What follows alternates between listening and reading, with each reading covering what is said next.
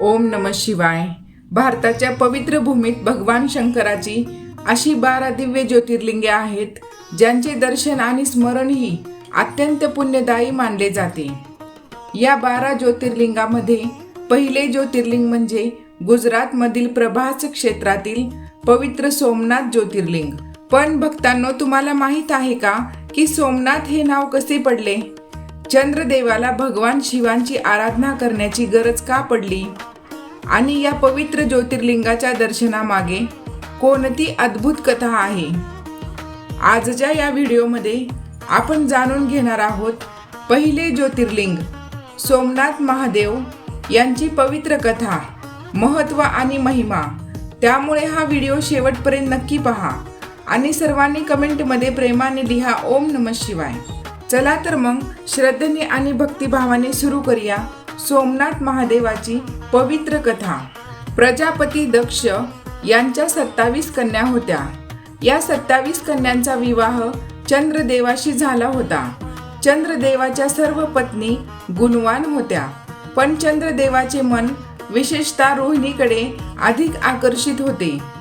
चंद्रदेव रोहिणीवर खूप प्रेम करीत असल्यामुळे इतर पत्नीकडे त्यांचे दुर्लक्ष होऊ लागले। चंद्रदेव आपला जास्तीत जास्त वेळ रोहिणी सोबत घालवत होते, त्यामुळे इतर 26 पत्नी दुखी झाल्या। त्या सर्व आपल्या वडिलांकडे म्हणजेच दक्ष प्रजापतीकडे गेल्या। त्यांनी वडिलांना सांगितले की पिताश्री, आमचे पती चंद्रदेव आमच्याकडे लक्ष देत नाहीत, ते फक्त रोहिणीलाच जास्त महत्त्व देतात। दक्ष प्रजापतींना हे ऐकून खूप दुःख झाले। दक्ष प्रजापतींनी चंद्रदेवांना बोलावले आणि समजावून सांगितले। ते म्हणाले, चंद्रदेवा, तू माझ्या सर्व 27 कन्यांचा पती आहेस, त्यामुळे सर्वांशी समान प्रेमाने आणि न्यायाने वागणे हे तुझे कर्तव्य आहे।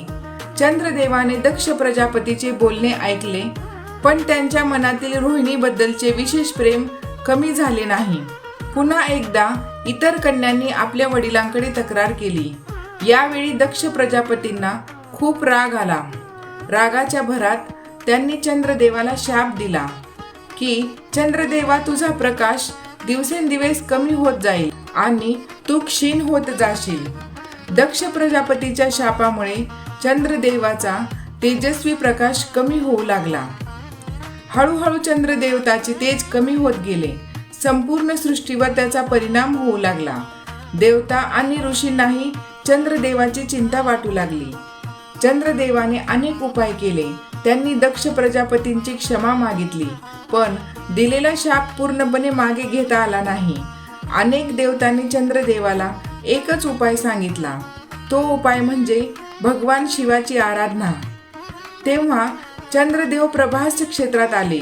या पवित्र भूमीवर त्यांनी भगवान शिवांची मनापासून उपासना सुरू केली। चंद्रदेवांनी कठोर तपश्चर्या केली। त्यांच्या मुखावर सतत एकच मंत्र होता, ओम नमः शिवाय।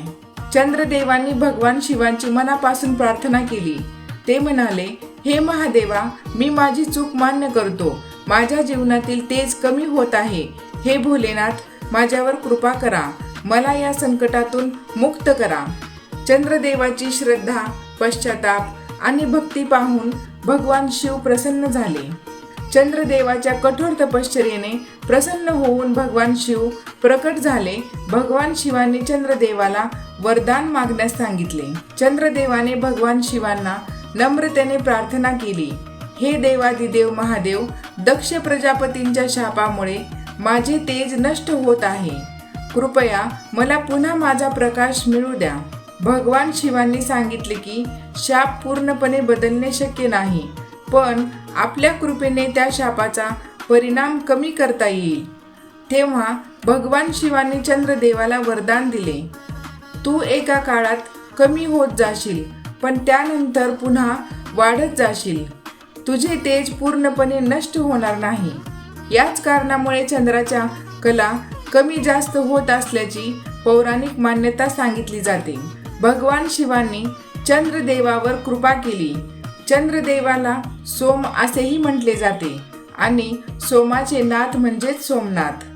चंद्रदेवाच्या भक्तीने प्रसन्न होऊन भगवान शिव प्रभास क्षेत्रात ज्योतिर्लिंगाच्या रूपात प्रकट झाले.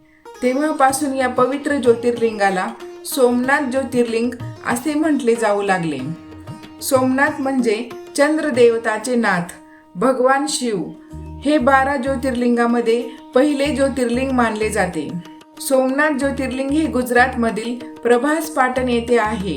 हे मंदिर केवळ एक धार्मिक स्थान नाही तर श्रद्धा आणि भक्तीचे पवित्र प्रतीक आहे. शिवभक्त दूर दूरून येथे दर्शनासाठी येतात. सोमनाथ महादेवांचे स्मरण करत भक्त आपल्या जीवनातील अडचणीवर मात करण्यासाठी धैर्य आणि श्रद्धा मिळवतात. महादेवांना भोलेनाथ म्हटले जाते कारण ते आपल्या भक्तांच्या भावनेने प्रसन्न होतात. भक्तांनो, या कथेतून आपल्याला एक सुंदर संदेश मिळतो. चंद्रदेवाने आपल्या वागण्यात चूक केली होती, पण चूक झाल्यानंतर त्यांनी हार मानली नाही. त्यांनी पश्चाताप केला आणि श्रद्धेने भगवान शिवांची आराधना केली. म्हणूनच आपल्या जीवनात संकट आले तरी निराश होऊ नये. श्रद्धा, संयम आणि चांगले कर्म यांचा मार्ग स्वीकारला पाहिजे. भगवान शिवावरील विश्वास आपल्याला संकटामध्ये धैर्य देतो. भगवान शंकरांनी चंद्रदेवाला दिलेला आशीर्वाद आणि या पवित्र क्षेत्राचा महिमा आजही लाखो शिवभक्तांच्या मनात श्रद्धा निर्माण करतो. असे मानले जाते की भगवान सोमनाथ महादेवांचे स्मरण केल्याने भक्तांच्या जीवनात धैर्य, सकारात्मकता आणि शिवकृपेचा अनुभव मिळतो. जर तुम्हालाही सोमनाथ महादेवावर विश्वास असेल तर व्हिडिओला लाईक करा, आपल्या कुटुंबियापर्यंत हा व्हिडिओ शेअर करा आणि चॅनलला नक्की सबस्क्राईब करा. कमेंटमध्ये सर्वांनी लिहा हर हर महादेव, ओम नमः शिवाय. पुढच्या व्हिडिओमध्ये आपण आणखी एका पवित्र ज्योतिर्लिंगाची कथा जाणून घेणार आहोत. तोपर्यंत सर्वावर भगवान सोमनाथ महादेवांची कृपा राहो. हर हर महादेव.